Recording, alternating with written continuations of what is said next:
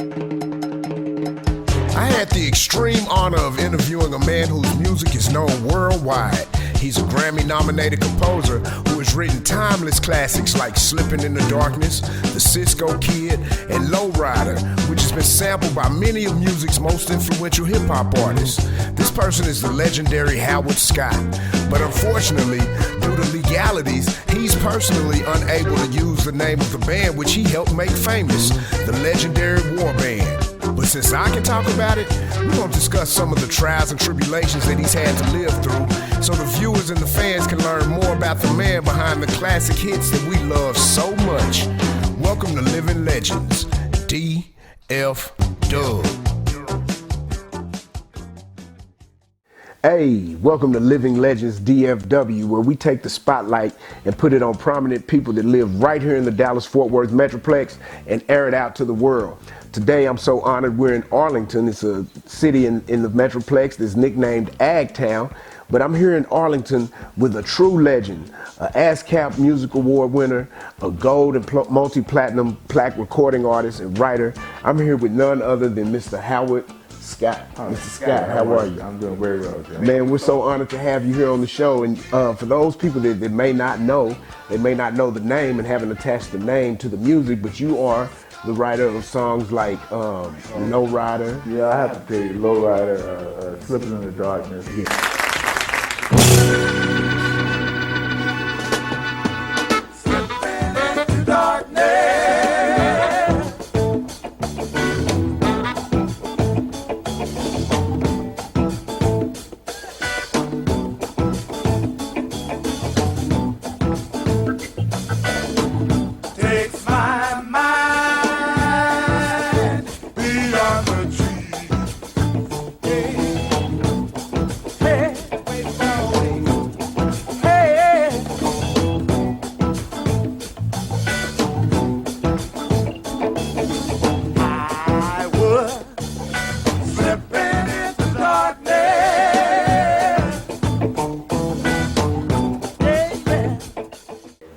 All they use the songs of me and Baby Brother. Just all the songs that War did. War did so many fantastic songs that some of them slip underneath the radar. Right. But I was a songwriter for Cisco Kid. So remind me some of the songs. Yeah, Cisco Kid, man.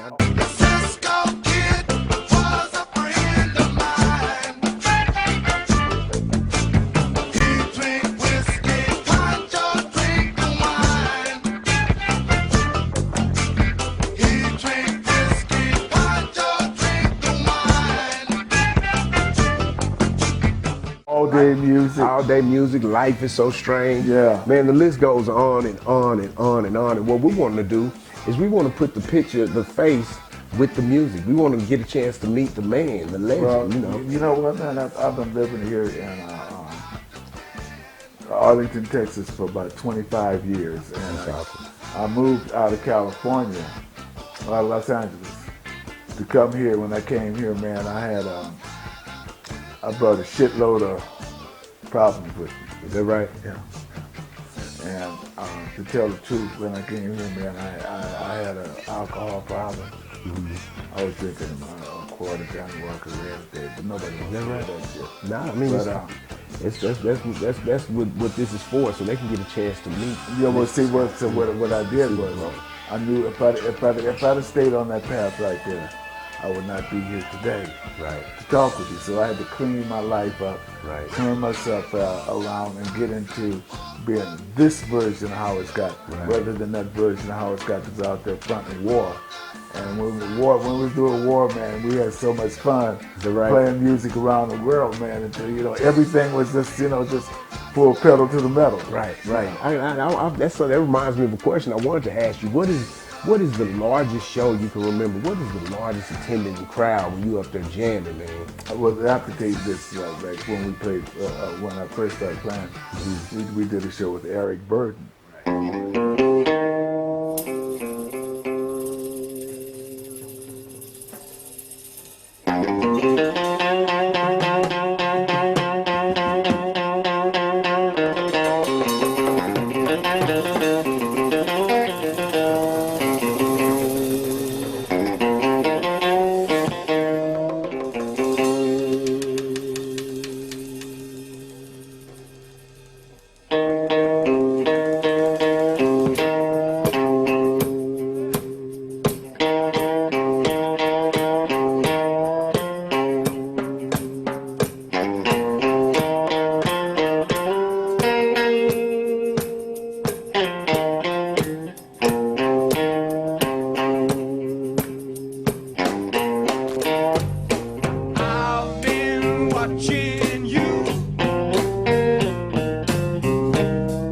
for such a long time. I can't lose your memory, baby. You're always on my mind. So Oscar walked out of there. We were so high and feeling so good that the rain didn't even hit us, man. We were just walking, talking about, gigging with Jimmy. And Jimmy was supposed to come back that next night. And he didn't come back. And then we found out that Jimi Hendrix, the next night, we were on stage looking for Jimmy, and he had died that night. The Jimi Hendrix experience is over. The acid rock musician died today in a London hospital, apparently from an overdose of drugs. During his short career, Hendrix flailed his electric guitar into some of the most unusual sounds of an unusual music. Oh, man. So I was in my hotel, and my tour manager came in and said Jimmy was dead, and his last show was with War, Eric Burton, War, and Ronnie Scott.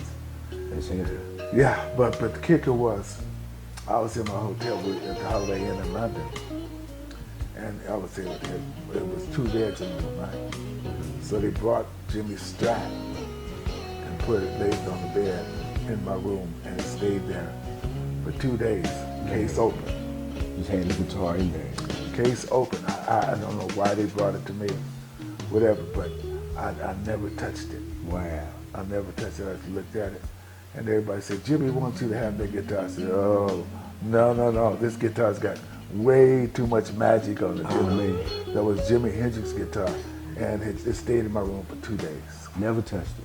Oh, no. Man, that's heavy. And, That's giving all props to Jimmy Hendrix. yeah, no doubt, man. And I just think that it's amazing, it's awesome. I'm honored that I get to even know you, and you have shared those types of stories with me, man. I know that we've written some songs, and you told me about, I listen, man. I mean, your songs are still to this day jamming. It's like they'll never get old, And how about, would you tell us a story about what sparked the idea to write "Slipping in the Darkness"? Well, that was a great song, Slipping in the Dark. That's the song that broke War. Okay.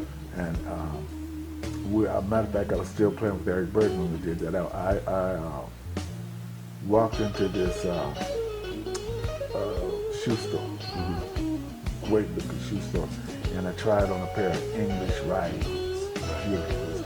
I think at that time, $300 in the 60s was a bunch of money. That's something that's going to the 70s, a bunch of money, $300. So I put these boots on, and I have size 11 foot. And these boots must have been about 10 and a half. So I squeezed my foot in there, slide them in there, got them on there. And I said, boy, these shoulders look good. And I said, the man wasn't going to let me walk out with these boots on. So he get to pulling and pulling and pulling. And he taking the boots off, and he pulled my back out. Man. I mean, absolutely pulled my back completely out. So, I'm in so much pain, so I go back to my hotel room. And this doctor came in. I remember his name was Dr. House Raymond. Remember Dr. Raymond? Mm-hmm. And I'm in pain, and he gave me a shot of Demerol. Man. And I'm sitting up there. I said, damn, man, it shouldn't feel good. I said, I'm slipping in the darkness. Oh, wow. That's where it came I said, from. I'm slipping in the darkness, and I went completely out. That next day, I woke up and said, hey, boy, I got a good song. It's called Slipping in the Darkness. And hey, look at it, the rest is history, isn't it, So man? I said, I just came up and said, the tagline was Slipping in the Darkness. So I put all those words together and wrote the song Slipping in the Darkness. But that's how it started. And it's still dope, still jamming, man. But when War needed a song to break War, Slipping in the Darkness was the song that broke War. Hey, man, that's amazing. That's amazing to hear. Another song, and I was honored the other day, man. I had a really good time at your show. You do a show right here at Fishbone Network Radio, or Fishbone Radio Network, right? The Howard Scott Show. FBRN.US. FBRN.US, and the Howard Scott Show. And so we were there last Wednesday, and man, you brought a car club in. You brought the Good Times Car Club, and they were just amazed with. I mean, of course, obviously, we all are. Love the song Lowrider. Yeah. And, I can remember you telling me years ago when Lowrider came about, man, that song brought so much unity, man. Can you speak on that? And you're playing with the car clubs? Lowrider was a song that Charles Miller, our saxophone player, he came up with Low Rider. Oh, okay. That was his lick, and he left us when he left the planet. He left us with the song that was like on the Why Can't We Be Friends album. The last song that you know nobody was paying attention to. Wow. Except the Lowriders. It was Right. about them. When they found out that this song was all about the Lowriders, and every lowrider across the country, this song just blew up. Yeah. And it became one of the biggest war songs ever. The Lowrider became bigger than Slipping Into Darkness, and because of the culture. Right. So right now, you mentioned the song Lowrider to all these car clubs across the country. Every car club that's doing anything, the main song is Lowrider. Lowrider. Right. And it's also the theme, the opening song for George Lopez. George Lopez. Well, the thing about that is that George Lopez uses that when he comes on doing his comedy act. Right. Before he had his TV show, Lowrider was the theme song that he was using to bring him on stage. So 2, 1, music.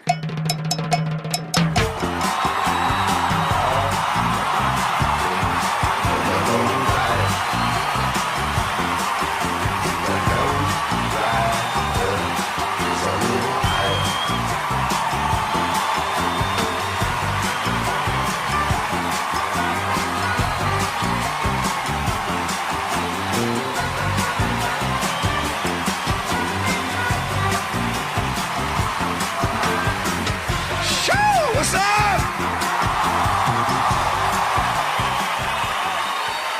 Hey, I'll tell you, you must be successful. You can get Mexicans to get out of their chair. Ching out. Because we never get up. No, I'm not going to get up my feet. I can't. when he got the TV show, first thing he wanted to do was drop Lowrider, which was like a great thing for War, because people that didn't know who War was got the song Lowrider. And Lowrider is such an iconic song to anyone you hear it. Da, da, da, da, da, da, da. Everybody knows it automatically. Even babies. Little people, you sure right. Little people, old people. So when you got the song Lowrider, you got babies knowing Lowrider, and then they got into Why Can't We Be Friends, which is another great song that I wrote. Why Can't We Be Friends? Yeah, it is. Why can't we be friends? And that's kind of like I don't want to go too far in depth with upcoming plans, but I know the Why Can't We Be Friends vibe and the Lowrider vibe is a mission and is the energy that we're moving forward with. As we go into the new music, because you've been cutting some new music. I got some new music with you. Yeah, we do. That people are still talking about. That we still got to drop. We did some cold-blooded tunes. Yeah, when we went into the studio, and the first song we did was First song we did was Same Thing. Same Thing. Same Thing. That's heavy. We sit right here in this room and put that together. Yeah, that's how it came about. Like you played the riffs on the guitar, and that's tripped out. I recorded it on the phone, man, and then just with that song, with the plight, took it back. Your boy up there and Stress dropped the beat for it, and then we came back. Actually, you know what? Stress didn't do that one. That was Big Dank. That's right, exactly. We took it over to Big Dank in Dallas, man. Right, Shout out to Big Dank the King, Highland Hills Productions. He did the music for that one. And then we took it and after he song formatted, then you added the live instruments. What was cool about that was that it gave me a chance to play some new music, new arrangements with a young up-and-coming rap artist out of Dallas, Fort Worth. He was getting ready to kick everybody's butt. What you did so well. I still think, man, that people got to pay attention to what you did on this. You did the way you play, your rhythm and the way you flow. Man, you coached me into that one, and I was with you, man. There's a lot of things, and the theme of the song is the world keeps changing, but it's the same thing. It's staying the same, And we just have to do something, do our part, like you say, while we're on this planet. Yeah, but you got to tell me that we did one that really got this story. that I like is Bye Bye Baby. Yeah. Bye Bye Baby, that's another smash hit. You got us, we went on Good Morning Texas and got to perform this song. Yeah. And it's a love song. It's basically a love rap song. So, Mr. Scott, you know, I'm looking at this shirt, man. You said your son made this shirt. And the shirt says, we sampled Howard Scott. And I'm just looking, you know, for people that really may not know, man, there's a lot of hip hop artists. I'm just looking, man, starting like with here recently, Kendrick Lamar. You have DJ Quick, Eazy-E, Dr. Dre, Ice Cube, Flo Rida. You won a pretty big award with Flo Rida. I sure did, yeah. Not too long ago, Missy Elliott, Tupac, Ice-T, Kid Frost, Mac 10, Soulja Boy, TLC, Snoop, of course, Uncle Snoop Dogg, man, the Beastie Boys, man, Rick Ross, Lil Wayne, Wiz Khalifa, Birdman, man, the thing that is amazing to me is, in your day, there was no sampling. I know.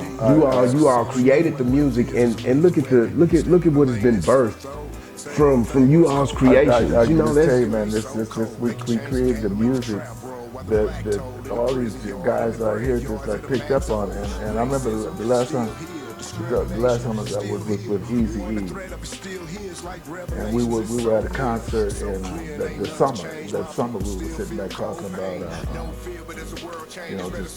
just cutting it up, and he wanted to do Slipping in the Darkness. That was in the summer. I forgot what year he passed away, but that was in the summer, and the fall of that year, he did. Wow. And I've never seen anybody go that quick. Right. But man, he was straight out of Compton. Straight out of Compton. And I remember the days back, in the days when he'd be rolling through Compton, man, you know, we'd be checking on each other. He had a 6'3", right, drop top. Yeah. Blasting Low Rider, Eazy-E. Yeah, right there from the same neighborhood, man. That's straight out of Compton. Straight out of Compton. Well, Mr. Scott, I tell you what, man, we're gonna just keep the mission going. Right now, man, I want to present you. We do have an award here for you from the Living Legends DFW, and we want to present you with this award, man. It's just, you know, just for our gratitude for you giving us the opportunity, man, to interview you and sit down with you. Thank you, but man, this is. Can I put this up there and look at? Yeah, we gotta frame it next to some of the gold and platinum plaques on the wall, man. We gotta get shots of those too. Man, thank you. Listen, man, this goes up on my wall. I have to get this framed. Yes, sir. Thank you very much, Mr. Scott. Thank you very much. And one more thing before we bounce this out of here. There's a whole lot more music between myself and you. Oh yeah. I'm ready. We're on a mission. Yes, sir. We're gonna finish this stuff out. We're finna keep it going. We're gonna keep it going, man. I'm excited about it. Okay. I look forward to it, man. And I tell you what, man, if you all haven't heard yet, you can Google Joe Mayberry and Howard Scott. And we already have one project out, but we have so much more music in the works, man.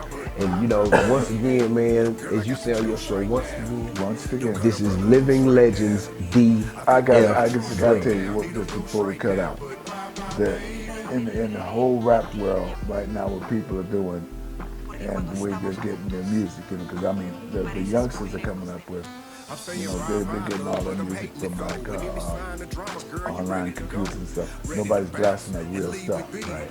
But we got some real live music that we put together with some real live licks. And as far as in this game right here, ain't nobody can play funky music like me. Like Howard Scott, you ain't joking. Yes, sir. I'm the #1 in the whole world to play this music. Yes, sir. And I'm with you.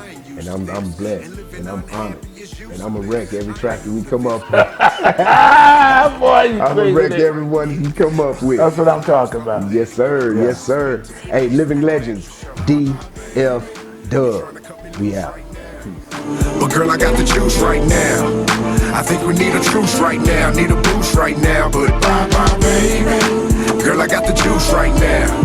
Don't cut a brother loose right now. I think we need a truce right now, need a boost right now. But bye, baby. Tengo que librarme de ti, mi amor. I wish we could have date nights indeed. But you see, I'm on the grind, baby, work with me. Let's work with each other, make a master team. Dive in your passions, explore your dreams. Down with you like I want you down with me.